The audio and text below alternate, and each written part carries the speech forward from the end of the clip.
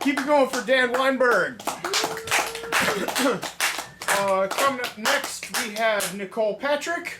Oh, I thought I was just on the guest list here. Yeah, I'm not signing up to Oh, read okay, anything. okay, Yeah, I just no problem. came here to list. I thought it was like... Then let's pass it off to our good friend, MC Rydell. Thank you. What a happy looking crowd. This first one is called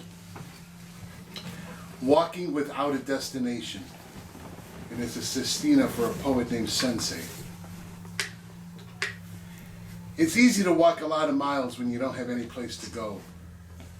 The walks close to home have sounds as familiar as high school bands practicing, or a car radio so loud crossing guards alert the troopers ahead.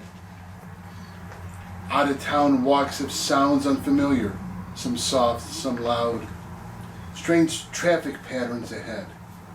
Dim streetlights going on for miles, and an anonymity which bands the tourists together everywhere they go.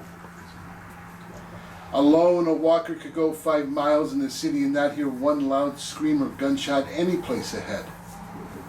The same walker in Iowa sounds fearless as he watches bikers go smoke in the parking lot with country bands. With a partner, I can walk 10 miles. The words on her lips, the only sounds that matter in the moments ahead. We walk until hopelessly lost and go ask for directions from roving bands of teenagers who don't even know they're loud. It's easy to walk a lot of miles when you don't have any place to go.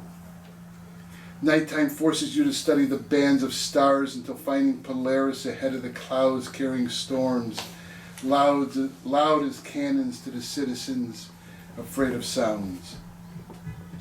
Daylight brings its own problems ahead of any other considerations. Rock bands break up because the singer wants to go alone. The rest of us wander for miles and sing a bit off key and a little too loud and fall in love with the way her name sounds. I haven't a place where I really want to go, and there is no place that I would never go. Walking without a destination is easier than it sounds.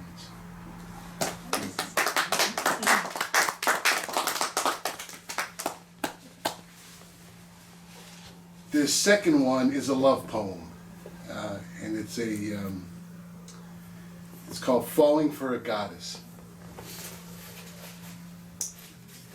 I listen for your voice in the static between radio stations, underneath train track speakers, words uttered by a woman with whom it's considered wrong to be seen.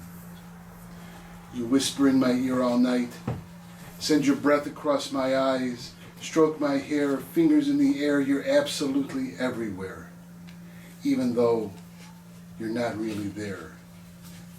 Via negativa, you're a harlot, kneeling in the cathedral before taking off your wedding ring, adjusting skirt and blouse, and disappearing into utter oblivion. You don't even realize you're gone. Beyond ordinary perception, you're a temptress, legs and thighs, as you press me against your silk nightgown with just the idea of seduction, without words. My first wife could never do that. Her blue cloak and white veil, an icon for the villagers, her cold eyes and disappointment, still unforgiving after all these years. Faith at 58 exists in the place between my body and the mirror, where the molecules of light vibrate the way a breeze feels when making waves on a lake. It's the sound of freight trains and stalled traffic to a pilgrim without a map, compass, or GPS. It's intangible in paint, photo, or poem, a prophet without a message. Still, I long for your still small voice, the scent of your perfume, the tussled covers and streets where you slept, the bird songs I cannot recognize, and the breeze you become every dark night.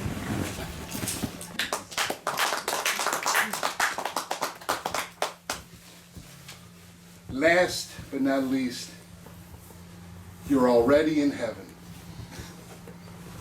You're already in heaven. It's just not that good. You've won $50 in $1 million lottery. Used all your buy one, get one free coupons. Found a case of beer hidden from the cops by kids. Discovered paradise in cloudy days and ice. And have fallen in love with tousled hair, aches, complaints, and a burning soul aglow. In a previous life, you always rode the subway alone. Nearly every midnight, every Friday. Your last life was filled with passengers who existed at previous stops. They've become the life you miss, like the water in a dried up well, a building torn down years ago, a bridge overrun by a flood. You long for what's no longer there. Now in this life, it's always spring. Cold blue clouds, dark brown leaves, standing water, and divinity hiding underground like a dandelion root, clutching the dirt and waking. In heaven, you still have free will. You can choose to fight the angels, get tossed off a crystal wall, from morn to noon still fall, and end up right back here, which is no place at all. You're already in heaven. It's just not that good. Thanks, guys. MC Rydell! Alright, so, coming up next on our list,